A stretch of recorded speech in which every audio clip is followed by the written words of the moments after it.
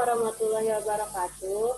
Pada pertemuan chapter 22 ini, kelompok kami akan membahas tentang perubahan akuntansi dan kesalahan pada analisis, yang terdiri dari saya, Sylvia Safitri, dengan NIM 2018-12-11-11032. Saya Rinda Arafia dengan NIM 2018-12-11-068. Pembelajaran yang akan kami bahas yaitu pertama, mendiskusikan jenis perubahan akuntansi dan akuntansi untuk perubahan kebijakan akuntansi. Kedua, menjelaskan kebijakan akuntansi dan pelaporan untuk perubahan estimasi. Yang ketiga, menjelaskan akuntansi untuk koreksi kesalahan. Yang keempat, menganalisis efek dari kesalahan. Yang pertama, akuntansi perubahan, yaitu latar belakang pada akuntansi perubahan, di mana terdapat alternatif akuntansi yang terdiri dari pertama, mengurangi komparabilitas informasi keuangan, yang kedua, data tren historis yang berguna tidak jelas. Kemudian, jenis perubahan akuntansi terdiri dari perubahan kebijakan akuntansi dan perubahan estimasi akuntansi. Pada akuntansi perubahan ini, kesalahan sudah dianggap sebagai sebuah perubahan akuntansi. Selanjutnya, perubahan kebijakan akuntansi, di mana perubahan dari satu kebijakan akuntansi yang diterima ke kebijakan akuntansi lainnya. Contohnya itu terdiri dari yang pertama ada rata-rata biaya untuk LIFO, dan yang kedua ada metode pemulihan biaya ke metode presentasi penyelesaian. Kemudian kebijakan baru ini dijadikan sebagai pengakuan atas peristiwa yang telah terjadi untuk pertama kalinya atau yang sebelumnya tidak penting bukanlah perubahan akuntansi. Selanjutnya, 3 pendekatan untuk melaporkan perubahan, di mana yang pertama itu dapat dilakukan saat ini, kedua dapat dilakukan secara retrospektif, dan yang ketiga dapat dilakukan secara prospektif atau di masa depan, yang dimana perubahan kebijakan ini IASB membutuhkan penggunaan pendekatan retrospektif. Kemudian pendekatan perubahan akuntansi retrospektif, di mana perusahaan melaporkan perubahan yang pertama menyesuaikan laporan keuangannya untuk setiap periode sebelumnya yang disajikan dengan dasar yang sama dengan kebijakan akuntansi baru. Kemudian menyesuaikan jumlah tercatat aset dan liabilitas pada awal tahun pertama yang disajikan, juga melakukan penyesuaian penyeimbangan dengan saldo awal, saldo laba, atau komponen ekuitas atau aset bersih lain yang sesuai pada awal tahun pertama yang disajikan. Kemudian, pelaporan perubahan dalam kebijakan, di mana pada pelaporan ini memiliki beberapa persyaratan pengungkapan utama yang sebagai berikut. Yang pertama ada sifat perubahan dalam prinsip akuntansi. Yang kedua ada alasan mengapa menerapkan kebijakan akuntansi baru, memberikan informasi yang andal dan lebih relevan. Yang ketiga, untuk periode saat ini dan setiap periode sebelumnya disajikan sejauh memungkinkan jumlah penyesuaian, yang terdiri dari untuk setiap item baris laporan keuangan yang terpengaruh dan laba per saham dasar dan terdilusi. Yang keempat, jumlah penyesuaian yang berkaitan dengan periode sebelum yang disajikan untuk dapat dipraktikkan. Kemudian ada contoh di sini, perusahaan konstruksi Cherokee berubah dari metode pemulihan biaya menjadi metode penyelesaian persentase untuk kontrak konstruksi jangka panjang selama 2019. Untuk tujuan pajak, perusahaan menggunakan metode pengambilan biaya dan akan melanjutkan pendekatan ini di masa mendatang. Dengan petunjuk, sesuaikan semua konsekuensi pajak melalui akun kewajiban pajak tambahan. Informasi yang tepat terkait dengan perubahan ini adalah sebagai berikut, di mana diketahui pre-tax income from 2018 pada percentage of completion itu sebesar 780.000 dan pada tahun 2019 sebesar 700.000. Kemudian pada cost recovery-nya itu pada tahun 2018 sebesar 610.000 dan pada 2019 sebesar 480.000. Kemudian pada difference-nya itu 2018 sebesar 170.000 dan pada tahun 2019 sebesar 220.000.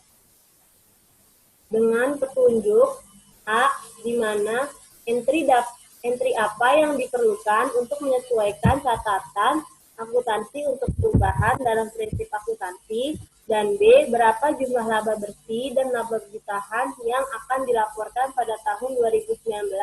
Asumsikan awal laba ditahan untuk 2018 menjadi $100.000. Yang pertama, membuat pre-tax income from long-term contract, di mana pada tahun 2018 percentage of completion itu sebesar 780.000 dan pada tahun 2019 sebesar 700.000. Kemudian cost recovery-nya itu pada tahun 2018 sebesar 610.000 dan pada tahun 2019 sebesar 480.000. Kemudian difference-nya itu pada tahun 2018 sebesar 170.000 dan pada tahun 2019 sebesar 220.000. Dan 35% yang diketahui tax efeknya itu pada tahun 2018 sebesar 59.500 dan pada tahun 2019 sebesar 77.000. Kemudian net of tax-nya itu pada tahun 2018 sebesar 110.500 dan pada tahun 2019 sebesar 143.000. Kemudian membuat journal entry yang dicatat pada tahun 2019 yang terdiri dari construction in process sebesar 170.000, deferred tax liability sebesar 59.500 dan retained earning sebesar 110.500. Selanjutnya, comparative statement di mana terdapat income statement yang terdiri dari pre-tax income pada 2019 diketahui 700.000, income tax sebesar 35%, yaitu 245.000, dan hasil dari net income itu 455.000. Kemudian pada riset 2018-nya itu pre-tax income-nya 780.000, income tax-nya 273.000, dan hasil net income-nya itu 507.000. Selanjutnya pada review 2018, yaitu pre-tax income-nya itu 610.000, income tax-nya 213.500, dan hasil net income-nya itu 396.500. Selanjutnya ada statement of retained earning, di mana terdiri dari beginning RE-nya itu pada tahun 2019 diketahui sebesar 496.500, accounting change-nya itu sebesar 123.500, beginning RE restate-nya itu 607.000, net income-nya 455.000, dan hasil ending RE-nya itu 1.062.000. Kemudian pada riset 2018-nya itu beginning RE-nya itu 100.000, accounting change-nya itu 0, kemudian beginning RE restate-nya itu 100.000, net income-nya 507.000, dan hasil ending RE-nya itu 607.000. Dan terakhir pada preview 2018-nya itu beginning RE-nya itu 100.000, accounting change-nya itu 0, beginning RE restate-nya itu 100.000, net income-nya 396.500, dan hasil dari ending RE-nya itu 496.500. Kemudian selanjutnya ada perubahan kebijakan akuntansi. Perubahan akuntansi retrospektif atau metode inventory. Kemudian ada ilustrasi sebagai berikut. Lancer Company telah menghitung persediaannya menggunakan metode biaya rata-rata. Pada tahun 2019, perusahaan berubah ke metode FIFO karena manajemen percaya bahwa pendekatan ini memberikan ukuran biaya persediaan yang lebih tepat. Informasi tambahan untuk Lancer Company, yaitu yang pertama, Lancer Company memulai operasinya pada 1 Januari 2017. Saat itu, para pemegang saham menginvestasikan sebesar $100.000 dalam bisnis ini dengan imbalan saham biasa. Kemudian, tambahan yang kedua, itu semua penjualan, pembelian, dan biaya operasi untuk periode 2017 sampai 2019 adalah transaksi tunai. Arus kas Lancer selama ini adalah sebagai berikut. Yang pertama itu ada sales pada tahun 2017 sebesar $300.000 dan purchase pada tahun 2017 sebesar $90.000, operating expense-nya sebesar $100.000, maka hasil cash flow from operation-nya itu sebesar $110.000. Kemudian pada tahun 2018 sales sebesar $300.000, purchase sebesar $110.000, operating expense sebesar $100.000, dan dapat cash flow from operation-nya itu sebesar $90.000. Kemudian pada tahun 2019, sales sebesar $300.000, purchase sebesar $125.000, dan operating expense sebesar $100.000. Kemudian dapat cash flow from operation-nya itu sebesar $75.000. Kemudian yang ketiga, Lancer telah menggunakan metode biaya rata-rata untuk pelaporan keuangan sejak awal. Nah, kemudian tambahan yang keempat.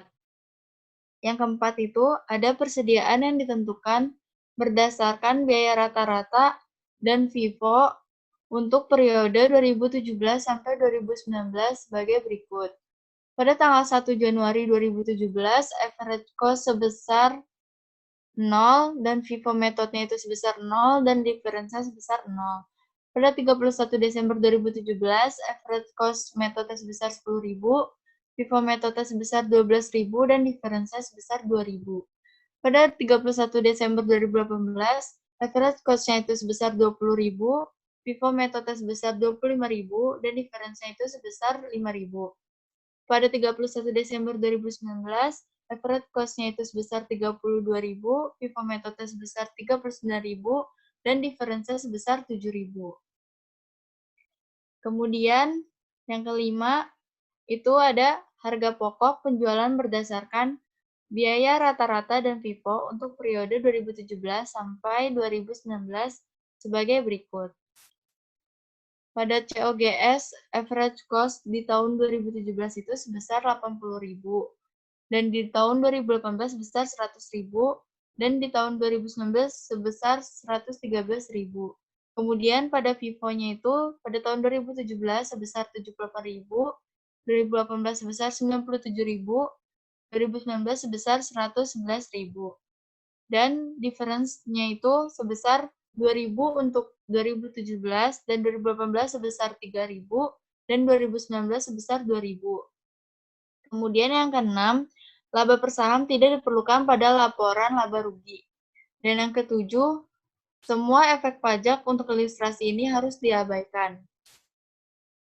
Nah, kemudian berikut ini ilustrasi 22.7 ada Lancer Company bagian income statement for the year ended Desember 31. Pertama itu ada tahun 2017, sales sebesar 300.000, COGS sebesar 80.000, operating expense sebesar 100.000, dan dapat hasil net income-nya itu sebesar $120.000. Kemudian pada tahun 2018, sales sebesar 300.000, COGS sebesar 100.000, dan operating expense sebesar 100.000, kemudian dapat net income sebesar 100.000. Selanjutnya ada 2019, sales sebesar 300.000, COGS sebesar 113.000, operating expense sebesar 100.000, dan dapat net income sebesar 87.000. Kemudian ada Lancer Company Retained Earnings Statement for the year ended Desember 31. Retained Earning beginning-nya itu pada tahun 2017 sebesar 0, dan tambahan net income-nya itu sebesar 120.000, maka dapat return earning ending-nya itu 120.000. Kemudian pada tahun 2018, return earning beginning sebesar 120.000, tambahan net income sebesar 100.000, dapat return earning ending-nya itu sebesar 220.000. Kemudian pada tahun 2019, return earning beginning-nya itu sebesar 220.000, tambahan net income-nya itu sebesar 87.000, dan return earning ending-nya itu sebesar 307.000. Kemudian ada Lancer Company Statement of Financial Position at Desember 31. Yang pertama itu ada inventory pada tahun 2017 sebesar 10.000 dan cash sebesar 210.000. Total aset pada tahun 2017 sebesar 220.000. Kemudian pada tahun 2018 inventory sebesar 20.000, cash sebesar 300.000, kemudian dapat total aset pada tahun 2018 sebesar 320.000. Kemudian 2019 inventory sebesar 32.000, cash 375.000, dan total asetnya sebesar 407.000. Kemudian pada tahun 2017 ada share capital sebesar 100.000, return earning sebesar 120.000, dan didapat total equity 2017 sebesar 220.000. Kemudian 2018 share capital sebesar 100.000, return earning sebesar 220.000, dan total equity sebesar 320.000. Kemudian 2019 share capital sebesar 100.000, return earning sebesar 307.000, dan total equity sebesar 407.000. Kemudian Lancer Company statement of cash flow-nya itu ada pada tahun 2017 sales sebesar 300.000, purchase 90.000, operating expense 100.000, dan didapat net cash profit by operating activities-nya itu sebesar 110.000. Kemudian 2018 sales sebesar 300.000, purchase sebesar 110.000, operating expense sebesar 100.000, dan dapat net cash profit by operating activities itu sebesar 90.000. Pada tahun 2019 sales sebesar 300.000, purchase sebesar 125.000, operating expense sebesar 100.000, dan didapat net cash profit by operating activities itu sebesar 75.000. Kemudian cash flow from financing activities pada issuance of ordinary shares pada tahun 2017 itu sebesar 100.000, 2018 sebesar 0, dan 2019 sebesar 0. Kemudian dapat net increase in cash-nya itu pada tahun 2017 210.000, 2018 90.000, dan 2019 75.000. Kemudian cash at beginning of year 2017 itu sebesar 0, 2018 sebesar 210.000, dan 2019 sebesar 300.000. Cash at end of year-nya itu pada tahun 2017 sebesar 210.000, 2018 sebesar 300.000, dan 2019 sebesar 375.000.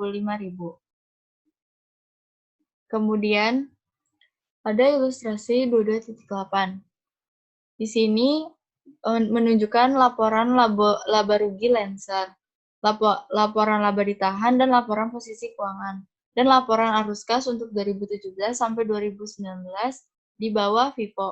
Yang pertama, laporan arus kas berdasarkan FIFO sama dengan biaya rata-rata. Yang kedua, pendapatan bersih berbeda di setiap periodenya.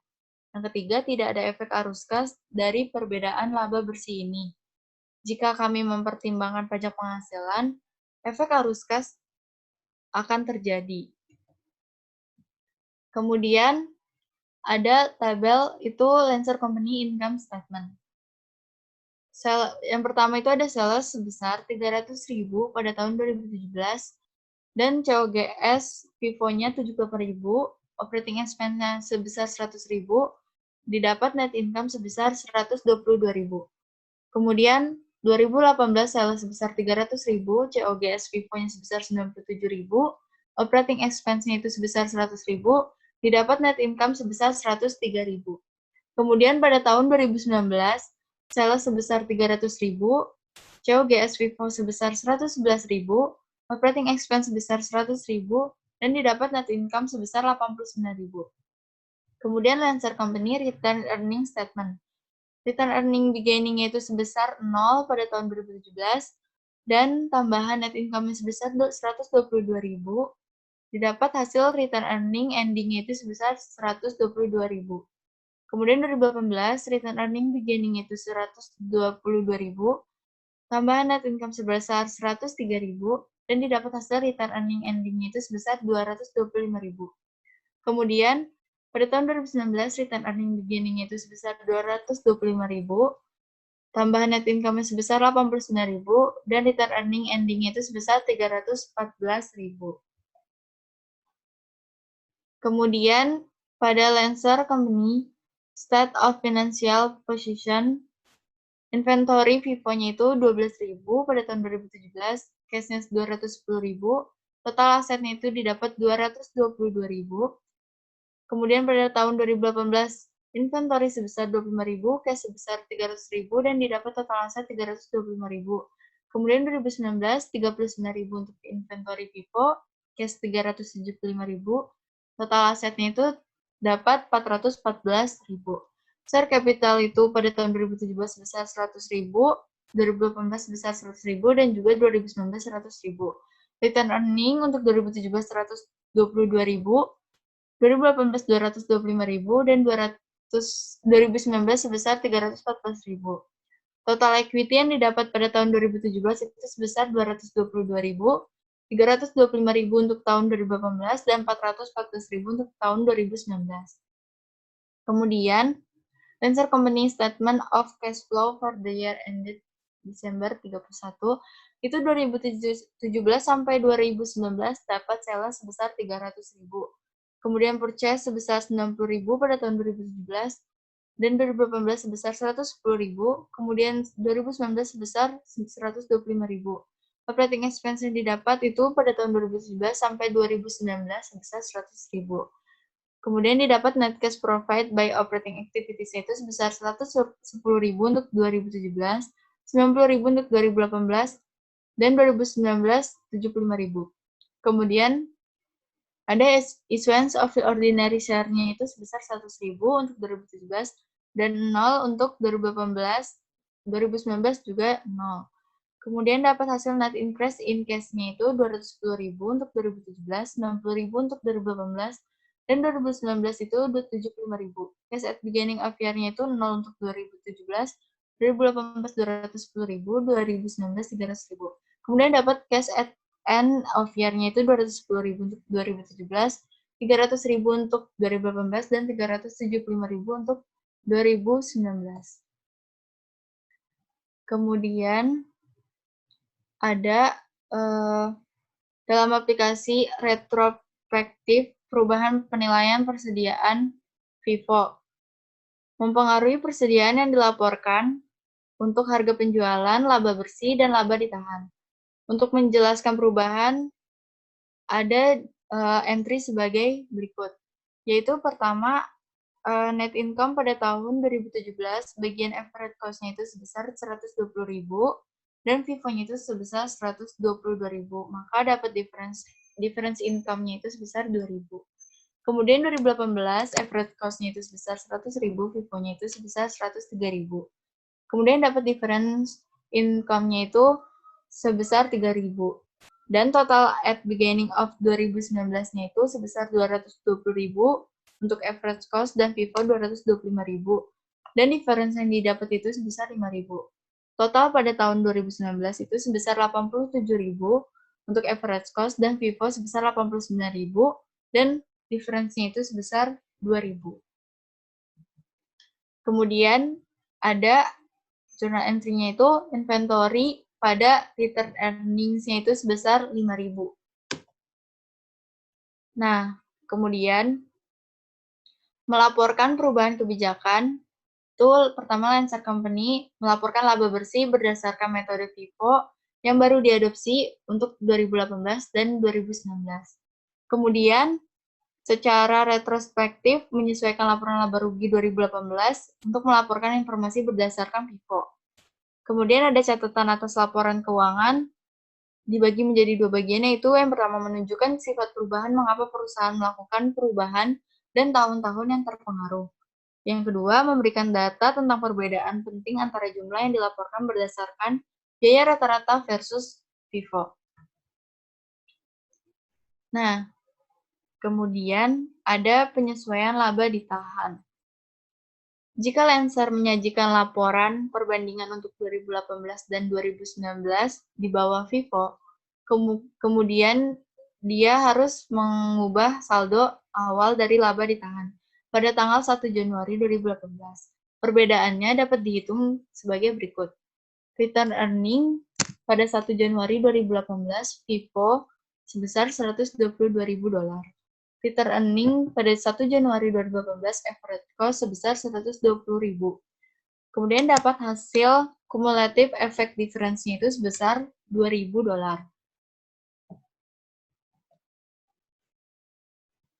Kemudian, Tensor menyesuaikan saldo awal, saldo laba pada 1 Januari 2018 untuk kelebihan laba bersih Vivo dibandingkan laba bersih biaya rata-rata pada tahun 2017, yaitu sebagai berikut. Pada tahun 2019, return earning 1 Januarinya itu sebesar 0 dan 2018 sebesar 120.000. Kemudian ada adjustment for the cumulative effect on prior years of applying retrospective-nya itu sebesar 2.000 untuk 2018 dan 2019 yaitu 0. Kemudian didapat return earning Januari pada tanggal 1 itu sebesar 225.000 untuk 2019 dan 2018 sebesar 122.000. Kemudian net income itu sebesar 89.000 untuk 2019 dan 2018 sebesar 103.000. Kemudian didapat hasil return earning pada tanggal 31 Desembernya itu sebesar 314.000 untuk 2019 dan 225.000 untuk 2018. Nah, kemudian selanjutnya ada perubahan kebijakan akuntansi.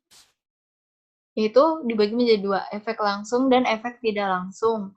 Yang pertama itu perubahan efek langsung. IASB mengambil posisi bahwa perusahaan harus secara retrospektif menerapkan efek langsung dari perubahan kebijakan akuntansi. Dan yang kedua itu ada efek tidak langsung, yaitu setiap perubahan pada arus kas saat ini atau masa depan, perusahaan yang dihasilkan dari perubahan prinsip akuntansi yang diterapkan secara retrospektif. Kemudian itu ada impraktilitas, yaitu perusahaan tidak boleh menggunakan aplikasi retrospektif jika salah satu dari kondisi berikut ada. Yang pertama, perusahaan tidak dapat menentukan efek dari aplikasi retrospektif, dan yang kedua, aplikasi retrospektif membutuhkan asumsi tentang maksud manajemen pada periode sebelumnya. Yang ketiga, aplikasi retrospektif membutuhkan estimasi signifikan yang tidak dapat dikembangkan oleh perusahaan. Kemudian, jika ada kondisi di atas, perusahaan secara prospektif menerapkan prinsip akuntansi yang baru. Contoh estimasi. Contoh-contoh estimasi itu ada 8, yaitu pertama utang buruk, yang kedua persediaan barang usang, yang ketiga manfaat dan nilai residu aset, kemudian yang keempat periode diuntungkan oleh biaya yang ditangguhkan, yang kelima kewajiban untuk biaya, garansi, dan pajak penghasilan. Dan yang keenam ada cadangan mineral yang dapat dipulihkan, dan ketujuh perubahan estimasi penyusutan, serta ke-8 nilai wajar aset keuangan atau liabilitas keuangan. Nah, kemudian itu ada pelaporan prospektif. Perubahan dalam estimasi akuntansi dilaporkan secara prospektif. Akun untuk perubahan dalam estimasi yaitu sebagai berikut. Yang pertama, ada periode perubahan jika perubahan hanya mempengaruhi periode itu, ataupun yang kedua, periode perubahan dan periode masa depan jika perubahan mempengaruhi keduanya. Dengan catatan, IASB melihat perubahan dalam estimasi sebagai koreksi dan penyesuaian berulang yang normal dan melarang retrospektif dalam treatment-nya. Nama saya Fitriana Rahmadian dengan NIM 2018-12-11-11-074. Nama saya Fadia Sara Saputra dengan NIM 2018-12-11-083. Perubahan estimasi akuntansi. Pengungkapan. Perusahaan harus mengungkapkan sifat dan jumlah perubahan dalam estimasi akuntansi yang memiliki efek pada periode saat ini, atau diharapkan memiliki efek di periode mendatang atau kecuali tidak praktis untuk memperkirakan efek tersebut. Perusahaan tidak perlu mengungkapkan perubahan dalam estimasi akuntansi yang dibuat sebagai bagian dari operasi normal seperti tunjangan kredit macet atau persediaan usang kecuali perubahan tersebut bersifat material. Kesalahan akuntansi. Yang pertama yaitu perubahan dari prinsip akuntansi yang tidak diterima secara umum menjadi kebijakan akuntansi yang dapat diterima. Kedua, itu ada kesalahan matematis. Ketiga, perubahan estimasi yang terjadi karena perusahaan tidak menyiapkan estimasi dengan itikat baik. Yang keempat, itu ada gagal menambah atau menunda pengeluaran atau pendapatan tertentu, penyalahgunaan fakta, dan juga yang terakhir, klasifikasi biaya yang salah sebagai pengeluaran alih-alih aset dan sebaliknya.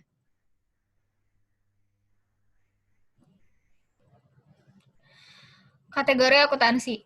Jenis penyajian kembali yang pertama yaitu pengakuan biaya. Pencatatan pengeluaran dalam periode yang tidak tepat atau dengan jumlah yang tidak benar. Selanjutnya ada pengakuan pendapatan. Contoh di mana pendapatan diakui secara tidak benar, pendapatan yang dipertanyakan diakui, atau sejumlah kesalahan terkait lainnya yang menyebabkan pendapatan yang dilaporkan. Kesalahan klasifikasi. Sertakan penyajian kembali karena kesalahan klasifikasi akun lancar atau tidak lancar atau yang berdampak pada arus kas dari operasi. Selanjutnya ada ekuitas lainnya.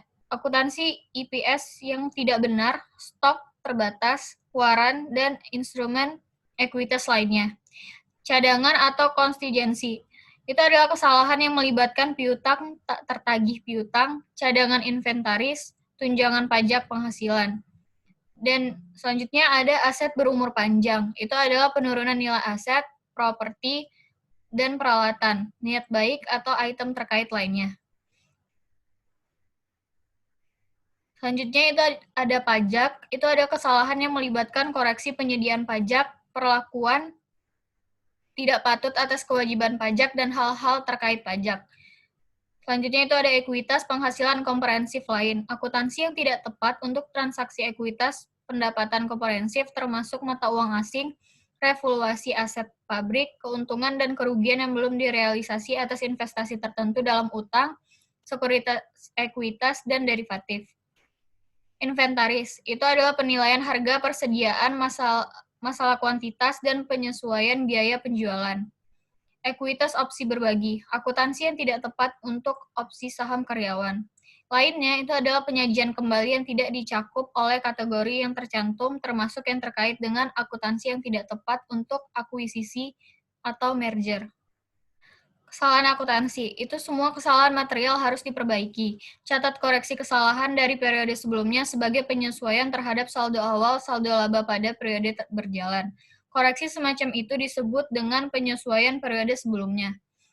Untuk laporan perbandingan, perusahaan harus menyatakan kembali pernyataan sebelumnya yang terpengaruh untuk memperbaiki kesalahan.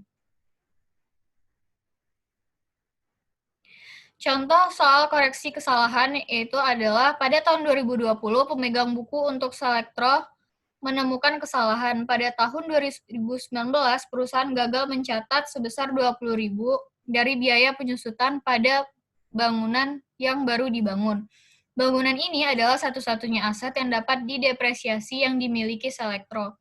Perusahaan dengan benar memasukkan biaya penyusutan dalam SPT dan melaporkan dengan benar pajak penghasilan terutang. Laporan laba rugi Selektro untuk 2019 dengan dan tanpa kesalahan. Diketahui ada income statement, income before depreciation expense, itu kalau tanpa kesalahan sebesar 100.000, dengan kesalahan sebesar 100.000, dan beban depresiasi tanpa kesalahan sebesar 20.000 dan dengan kesalahan itu 0, sehingga menghasilkan income before income tax sebesar 80.000 untuk tanpa kesalahan dan dengan kesalahan itu sebesar 100.000. Selanjutnya itu diketahui kalau misalkan entries tanpa kesalahan itu adalah depreciation expense sebesar 20.000 dan akumulasi depresiasi bangunan sebesar 20.000. Dan juga income tax expense sebesar 32.000 dan income tax payable 32.000. Sedangkan kalau entries company itu dengan kesalahan, maka depresiasi itu no entry dan income tax expense sebesar 40.000, deferred tax liability-nya 8.000 dan income tax payable-nya sebesar 32.000. Selanjutnya itu ada misal entries tanpa kesalahan, itu diketahui kesalahan klien 20.000 pada tahun 2019 itu menghasilkan efek berikut. Depreciation expense-nya itu kurang dari 20.000, income tax expense-nya lebih dari 8.000, dan mendapatkan hasil net income-nya sebesar 12.000. Dan statement of financial position-nya mendapatkan efek depresiasi akumulasi depresiasi bangunannya itu kurang dari 20.000 dan deferred tax liability-nya melebihi dari 8.000. Mempersiapkan entry koreksi yang tepat pada tahun 2020 yang harus dilakukan oleh selektor. Itu kan diketahui, seharusnya return earning-nya tuh 12.000.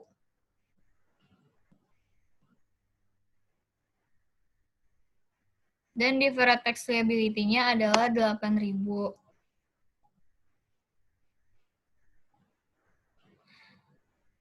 Dan dapatlah hasilnya makanya yang tanpa kesalahan akumulatif depresiasi bangunannya itu sebesar 20.000. Terus laporan periode tunggalnya itu Selecto Company memiliki saldo laba pada 1 Januari 2020 sebesar 350.000. Perusahaan melaporkan laba bersih sebesar 400.000 pada tahun 2020. Sehingga return earning statement-nya, return earning Januari-nya dilaporkan sebesar 350.000, correction and error-nya sebesar 20.000, dan dikurang dengan applicable income tax reduction-nya sebesar 8.000. Jadi return earning pada Januari itu penyesuaiannya sebesar 338.000 dan ditambah dengan net income sebesar 400.000. Jadi return earning pada akhir tahun Desember 31 itu sebesar 738.000. Pernyataan kooperatif. Perusahaan seharusnya melakukan penyesuaian untuk memperbaiki jumlah untuk semua akun yang terkena dampak yang dilaporkan dalam laporan untuk semua periode yang dilaporkan. Terus, menyatakan kembali data ke basis yang benar untuk setiap tahun yang disajikan, dan menunjukkan penyesuaian catch-up sebagai penyesuaian periode sebelumnya untuk laba ditahan untuk periode paling awal yang dilaporkan.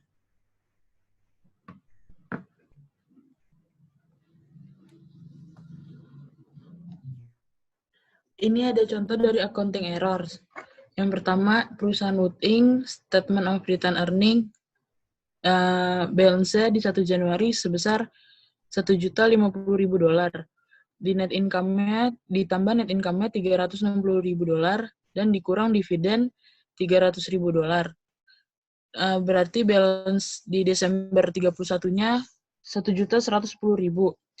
Sebelum mengeluarkan laporan untuk tahun yang berakhir pada tanggal 31 Desember 2018, kita menemukan kesalahan sebesar $62.500 yang menyebabkan persediaan 2017 menjadi terlalu besar.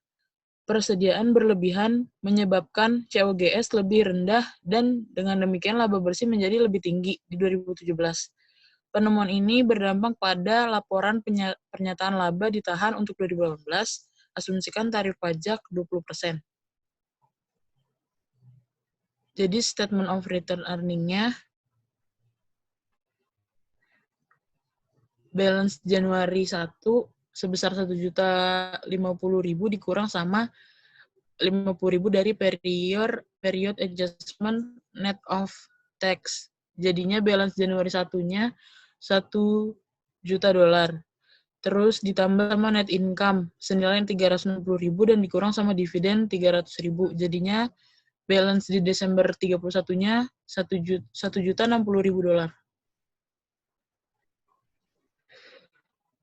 Ini ada perubahan kebijakan akuntansi. Gunakan pendekatan retrospektif dengan yang pertama, mengubah laporan keuangan semua periode sebelumnya yang disajikan. Terus B, pengungkapan di tahun perubahan pengaruh pada laba bersih dan laba per saham untuk semua periode sebelumnya yang sudah disajikan. Yang C, melaporkan penyesuaian saldo laba ditahan awal dalam laporan laba ditahan pada tahun paling awal yang disajikan. Jika tidak praktis, untuk menentukan efek periode sebelumnya bisa dengan jangan mengubah pendapatan tahun-tahun sebelumnya. Terus gunakan saldo aset awal pada tahun. Metode ini diadopsi sebagai saldo turun dasar untuk semua perhitungan selanjutnya. Terus yang C, mengungkapkan efek perubahan pada tahun berjalan dan alasan untuk menghilangkan perhitungan efek kumulatif dan jumlah untuk tahun-tahun sebelumnya. Terus ada perubahan dalam estimasi akuntansi. Gunakan pendekatan saat ini dengan prospektif dengan yang pertama melaporkan laporan keuangan saat ini dan masa depan dengan dasar baru. Yang B, menyajikan laporan keuangan periode sebelumnya seperti yang dilaporkan sebelumnya. Yang ketiga, tidak membuat penyesuaian saldo pembukuan periode saat ini untuk efek di periode sebelumnya. Terus ada perubahan karena kesalahan terapkan pendekatan penyajian dengan memperbaiki semua laporan periode sebelumnya yang disajikan dan penyajian kembali saldo awal, saldo laba untuk periode pertama disajikan ketika efek kesalahan terjadi pada periode sebelum periode pertama disajikan. Perusahaan harus menjawab 3 pertanyaan. Yang pertama, apa jenis kesalahan yang terlibat? Entry apa yang diperlakukan untuk memperbaiki kesalahan? Dan setelah kesalahan yang ditemukan, bagaimana laporan keuangan disajikan kembali?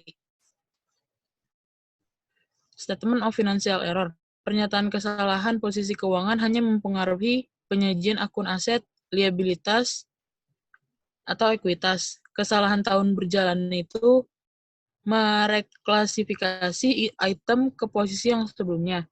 Sementara kesalahan tahun sebelumnya itu menyajikan kembali pernyataan posisi keuangan tahun sebelumnya untuk tujuan perbandingan. Di income statement error, klasifikasi pendapatan atau pengeluaran yang tidak tepat itu untuk kesalahan tahun berjalannya sama seperti statement yang sebelumnya. Tapi kalau untuk kesalahan tahun sebelumnya, itu menyajikan kembali laporan laba rugi tahun sebelumnya untuk tujuan perbandingan. Statement of financial position dan income statement error. Yang pertama, jika perusahaan telah menutup buku di tahun berjalan, maka kesalahan sudah diimbangi, tidak diperlukan entry. Jika kesalahan belum diimbangi, buat entry untuk menyesuaikan saldo laba ditahan saat ini. Untuk bertujuan perbandingan, penyajian kembali diperlukan, bahkan jika entry jurnal koreksi tidak diperlukan. Yang kedua, jika perusahaan belum menutup buku, jika kesalahan sudah diimbangi, buat entry untuk memperbaiki kesalahan pada periode saat ini dan untuk menyesuaikan saldo awal dari saldo laba. Tapi jika kesalahan belum diimbangi, buat entry untuk menyesuaikan saldo awal dari saldo laba. Kesalahan tidak mengimbangi. Yang pertama, karena tidak diimbangi dalam periode akuntansi berikutnya. Yang kedua, perusahaan harus membuat entry koreksi, bahkan jika mereka telah menutup buku. Ini adalah contoh soal dari error analysis dan correcting entries. Saldo sebagian percobaan Dickinson Ltd. adalah sebagai berikut pada tanggal 31 Desember. Supplies ada di debit sebesar Rp2.500, salaries and wages payable ada di kredit sebesar Rp1.500, interest receivable ada di debit sebesar Rp5.100, prepaid insurance Rp90.000 sebesar Rp90.000, unearned rent-nya 0, dan interest payable-nya Rp15.000 di kredit. Instruksinya yang A, dengan asumsi bahwa buku-buku itu belum tutup. Apa saja entry untuk Desember 31, 2019? Yang pertama, hitungan fisik persediaan yang ada pada tanggal 31 Desember berjumlah Rp1.100. Supplies expense-nya 2.500 dikurang 1.100. Jadinya 1.400 pada supplies on hand sebesar 1.400. Yang kedua, gaji dan upah yang masih harus dibayar pada tanggal 31 Desember adalah Rp4.400. Jadi jurnalnya salaries and wages expense pada accrued salaries and wages sebesar 2.900. Terus yang ketiga, bunga yang masih harus dibayar atas investasi berjumlah Rp4.350 pada 31 Desember. Berarti jurnalnya interest revenue pada interest receivable sebesar Rp750.000 didapat dari Rp5.100 dikurang Rp4.350. Terus yang keempat, porsi polis asuransi yang belum kadaluarsa berjumlah Rp65.000 pada tanggal 31 Desember. Berarti jurnalnya insurance expense pada prepaid insurance sebesar Rp25.000. Yang kelima, Rp24.000 diterima pada 1 Januari 2019 untuk sewa gedung untuk 2019 sama 2020. seluruh jumlah dikreditkan ke pendapatan sewa. Berarti jurnalnya rental income pada unearned rent sebesar 12.000 didapat dari 24.000 dibagi 2. Terus yang keenam ada depresiasi untuk tahun ini secara keliru dicatat sebagai Rp5.000 daripada angka yang benar Rp50.000. Berarti jurnalnya depreciation expense pada accumulated depreciation sebesar 45.000. Terus ini yang B. Dengan asumsi bahwa buku-buku telah ditutup, apa saja entry penyesuaian yang diperlukan pada tanggal 31 Desember 2019? Yang pertama, hitung fisik persediaan yang ada pada tanggal 31 Desember berjumlah ringgit 1.100. Berarti jurnalnya return earnings pada supplies sebesar 1.400. Terus yang kedua ada gaji dan upah yang masih harus dibayar pada tanggal 31 Desember 2019 adalah Rp4.400. Berarti jurnalnya return earnings pada accrued salaries and wages sebesar Rp2.900. Terus yang ketiga, bunga yang masih harus dibayar atas investasi berjumlah Rp4.350 pada tanggal 31 Desember 2019.